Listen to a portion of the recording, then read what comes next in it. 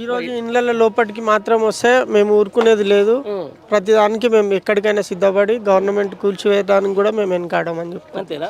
అందరు గరీబ్ నీరు కూలినాక గవర్నమెంట్ కూలితే ఏం లాభమే అంటే నేను ఏమంటున్నా, ఒకటి ఇదివరకు ఒకసారి వచ్చారే మీకు ఇదేమన్నా అయిందా, ఇట్లా ఉందా, మీకు నోటీసులు ఇస్తున్నాం, మీకు హైడ్రా నుంచి వచ్చినాం అని చెప్పేసి నీకు మున్సిపాలిటీ వాడు కానీ లేకపోతే ఇంకోటి కానీ వచ్చిర్రా? ఎవ్వరు రాలేదు సార్, ఎవ్వరు రాలేదు.